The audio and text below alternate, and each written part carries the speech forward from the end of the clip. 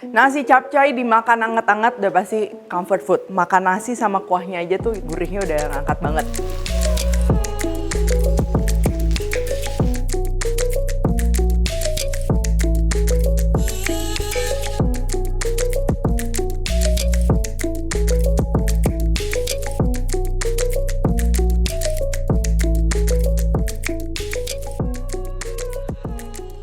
Hai semua, buku keduaku sudah terbit ya. Kalian bisa dapatkan secara online atau di toko buku seluruh Indonesia. Jangan sampai kehabisan.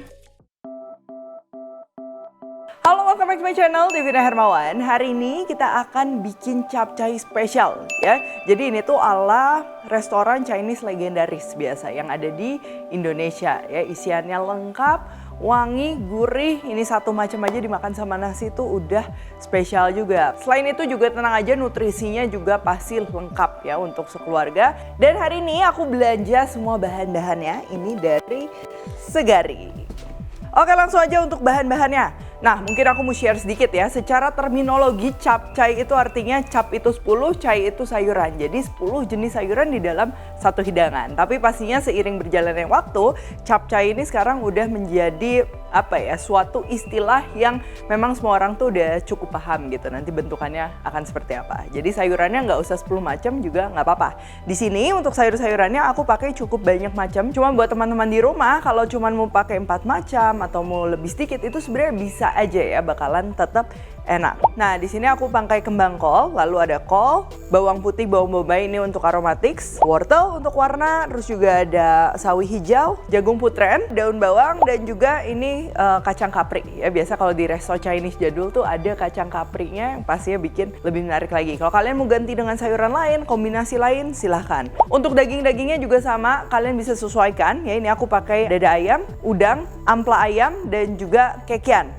Nah, untuk yang daging-daging mentah, nanti kita akan marinasi dengan teknik Chinese food. Balik lagi ini opsional.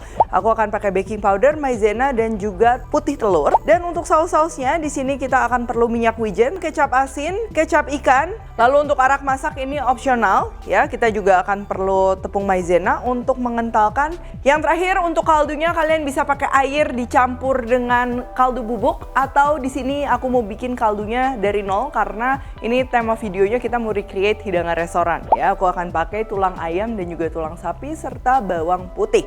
Oke, langsung aja step by stepnya. Yang pertama pasti kita perlu siapin kaldunya dulu ya. Bisa H-1, bisa juga hari H. Oke, ini dimulai dari tulang sapi dan tulang ayamnya kita akan rebus sekitar 5-10 menit ya. Dan air rebusan pertama ini kita akan buang ya. Terus dibilas supaya kaldunya nanti aromanya lebih enak. Dan kalau sudah, ini tinggal kita rebus kembali. Ini aku mau tambahin bawang putih ya supaya aromanya lebih wangi. Nah, untuk waktu memasaknya, ini kalau misalnya kalian menggunakan api besar, itu mungkin sekitar 1,5 sampai 2 jam cukup ya. Cuman kalau pakai api kecil, itu mungkin bisa 3 sampai 4 jam. Nah, kalau direbus lebih lama lagi, itu juga nggak masalah. Jadinya itu seperti kolagen soup ya, dia yang kandungan kolagennya tinggi.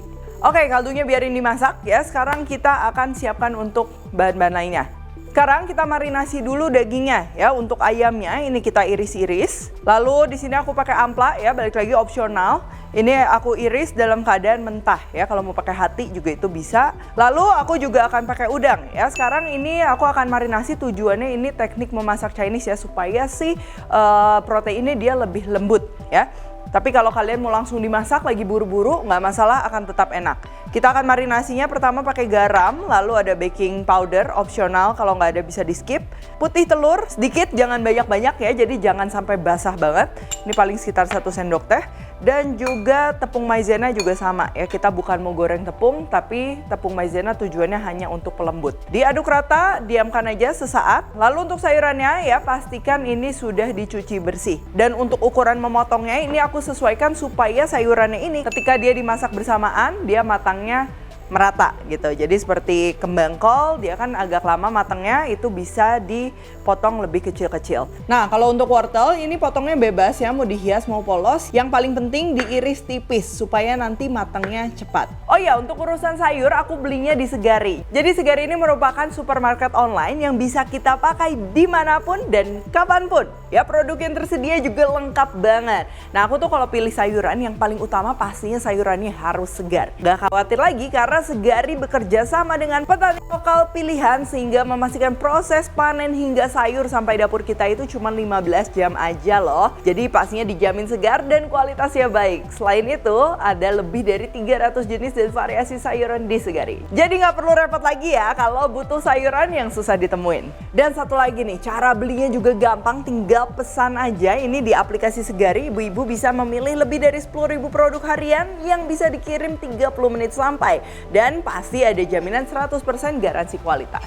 Nah, untuk jumlah sayurannya ini sebenarnya masing-masing porsinya ini terserah ya. Cuman biasa kalau aku untuk sayuran-sayuran yang mudah layu seperti kol dan juga sawi hijau itu aku banyakin dikit. Sedangkan kayak seperti jagung putrem, terus juga wortel dia nggak menciut kan. Nah, jadi porsinya bisa lebih sedikit. Oke, langsung aja sekarang ini kita akan masak. Proses masaknya akan cepat ya.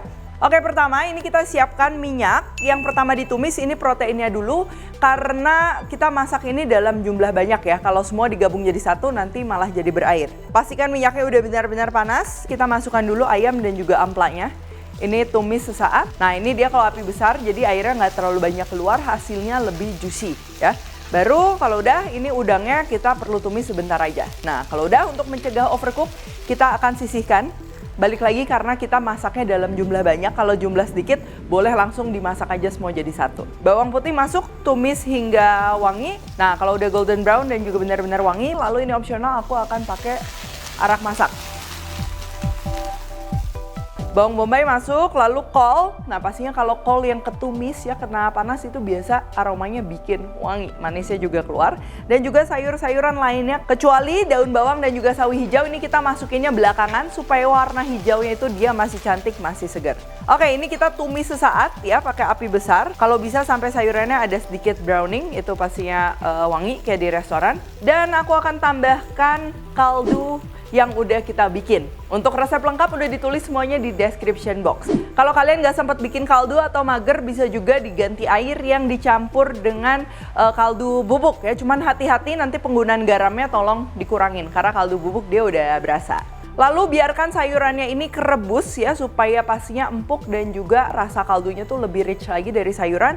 Dan ingat jangan dibumbuin dulu karena kalau misalnya untuk sayuran tertentu seperti brokoli, kembang kol, terus juga wortel ya kalau kita rebus di kuah yang berbumbu itu matangnya tuh lebih lama dan kurang lembut ya, jadinya lebih mengkerut gitu, lebih crunchy. Untuk merebusnya ini kurang lebih kita perlu waktu 5 menitan. Jadi nanti di menit keempat kita udah bisa masukin sawi hijau dan juga daun bawangnya. Dan untuk daging-daging yang tadi kita udah tumis juga ini masukin sekarang.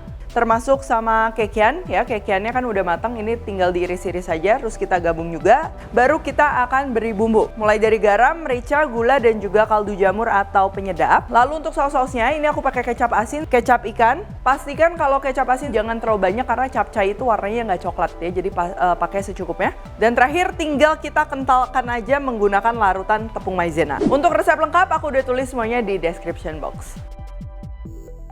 Oke, jangan lupa dicicipin. Kalau udah oke, terakhir tinggal kita masukin minyak wijen dan matikan api. Capcaynya siap dihidangkan.